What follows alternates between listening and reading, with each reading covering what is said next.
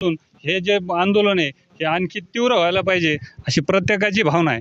तर तुम्ही मी आध्यात्मिक व वैष्णव धर्मातला माणूस, मला कोण्याही राजकारणाशी काही घेणं नाही, परंतु हे स्थितीतलं सरकार, ह्या सरकारला कोणतंही काम करणं अशक्य नाही, शक्य आहे परंतु करायचं नाही अशा भूमिकेत जर सरकार असन तर मी सकल मराठा महाराष्ट्रभर जाहीर सांगू इच्छितो की जास्तीत जास्त संख्येनं इथं उपस्थित राहून ह्या कार्यक्रमाची शोभा वाढवावी, परंतु गालबोट लागेल असं काही कोणी करू नये।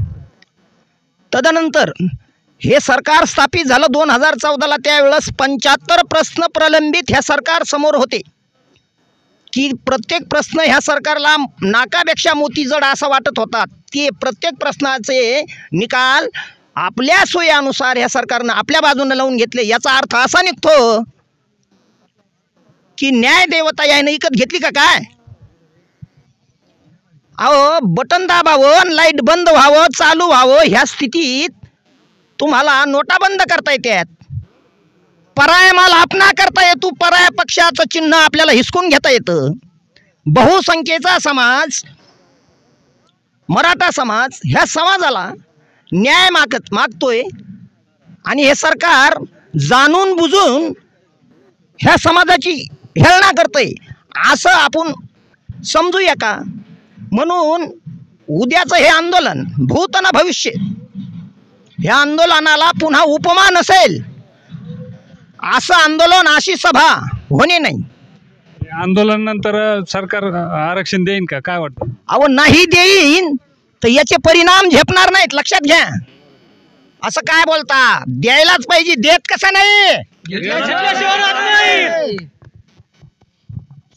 हे आंदोलन आंदोलन नाही, आता नाही तर कधी नाही। तरुणांनो, तुम्हाला फक्त आपण गांधीगिरी पद्धतीनं आंदोलन केलं पाहिजे। आपण कुठंही हिंसक वळण देऊ नये। हिंसक वळण दिलं त्या सरकारनं दिलं, पहिलं बी गांधीगिरी पद्धतीनं सुरू होतं, काही गरज नव्हती 150 पोलीस भिडून द्यायची। आम्ही आमच्या पद्धतीनं शांततेचा प्रस्ताव आमच्या सोबतच होता, आम्ही कोणाला हिंसक वळण दिलं नव्हतं। पण अचानक ज्यावेळेस पोलिसांना मारहाण केली त्याच्यानंतर ह्या कार्यक्रमाला तीव्रता आली। म्हणून हे आंदोलन नसून एक जागृत भावना, ह्या कार्यक्रमाच्या पाठीमागे एक सकारात्मकता आहे। आपल्या चॅनलचं नाव काय भाऊ? सकारात्मक पीसी न्यूज। तर धन्यवाद तुमच्या चॅनलचे की तुमच्या चॅनलद्वारे मला 2 शब्द बोलण्याची संधी मिळाली। माझ्या मनात जे होतं, मी काही कोण्या पक्षाचा नाही, काही नाही, मी एक वक्ता आहे, पण आध्यात्मिक क्षेत्रातला वक्ता आहे आणि मला बोलता येत आहे म्हणून काही बोलणार नाही, पाहिजे तेच बोललो, व्हायलाच पाहिजे। नकारात्मकता ठोस नका। आपला प्रश्न असा होता, नाही जर केलं तर परिणाम झेपणार नाही, ऐका, व्हायलाच पाहिजे। मी फार जिम्मेदारीने बोलतो, ऑन कॅमेरा बोलतोय। धन्यवाद।